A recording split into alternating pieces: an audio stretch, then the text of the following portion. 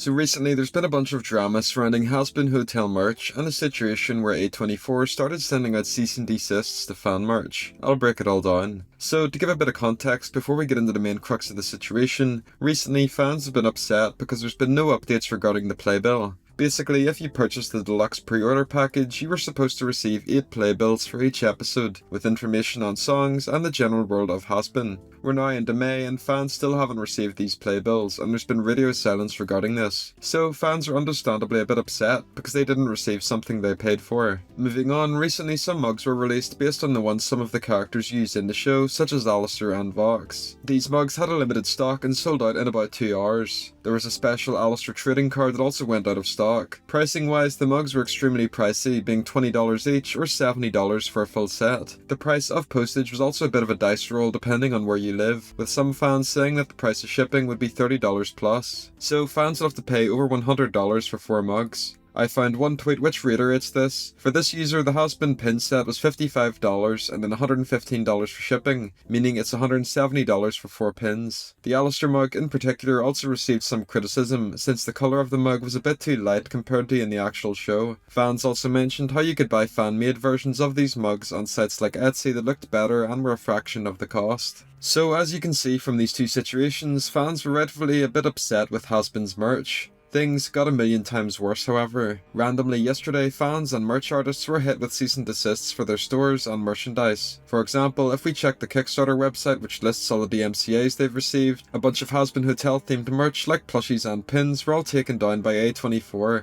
with the reasoning being that they own the right to distribute and the merchandising rights. One Twitter user, Identity Pollution, was contacted by Spindlehorse and told that only fundraising platforms such as Kickstarter and GoFundMe were hit with cease and desists, not normal fan merch. Vivziepop retweeted this tweet. For context, a lot of stores and artists do fundraising goals on sites like Kickstarter. Basically, if they want to make some designs, for example pins, they can set up a fundraiser to maybe raise $300. Once that goal is hit, everyone who pledged, for example $10, will get their pins. It's extremely common and it works pretty well. However, questions were raised because a bunch of artists had their fan merch struck down despite it not being fundraising. For example, one artist called Mai ran an Etsy store with their own Hazbin merch that they drew and made themselves. On May 8th, their entire store was taken down with no explanation given. They didn't have any crowdfunding merch or projects either, so it's a complete mystery why they got struck. They filed for an appeal which was automatically rejected by Etsy. They'd operated their store for 3 years and was essentially wiped out in the blink of an eye with no explanation given. So as you can see, the situation is a complete disaster. Fans were already upset because of the low quality official Hazbin merch. However, it seems odd that A24 was fine with fan merch for years, and right after the mugs come out, A24 drops the hammer in all of these fan merch stores. It's clear that crowdfunding or fundraising projects isn't allowed and will get struck down by A24. However, it's also apparent that normal artists and merch stores have been caught in the crossfire. It's a dice roll on what's allowed and what isn't. Fans are clearly worried and artists don't know if they can continue to sell Hazbin Hotel themed merch. On one hand, it makes sense for A24 to defend their copyrighted material, since they legally have every right to go after bootlegs or unauthorized designs.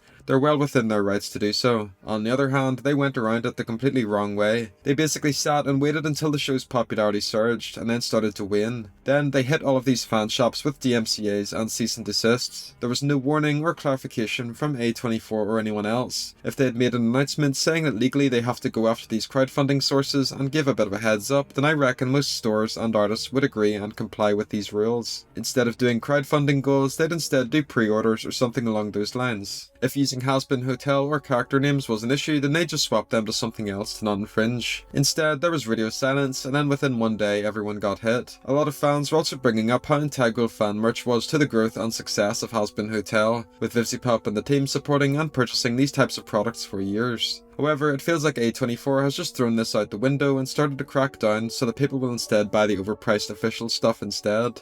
People also said that Hazbin Hotel should have been kept indie, and this is one of the reasons why. This is a bit unrelated, but I really miss some of the old Zoophobic era merch that Vivzie used to have on her Shark Robot page. These were all discontinued years ago, which is a huge shame, but if you remember them, they were all really cool. Overall, the situation is a nightmare, and I really hope something is done to sort it out, or an announcement is made to clarify what went on. I also hope that any artists and merch stores that had their stuff taken down can get it rectified. It must be extremely scary to be running a store for several years, only to wake up and realize realise it's been taken down with zero explanation. So yeah, that's everything I wanted to talk about. If you have any thoughts on the situation, leave them in the comments section down below. Thanks for watching.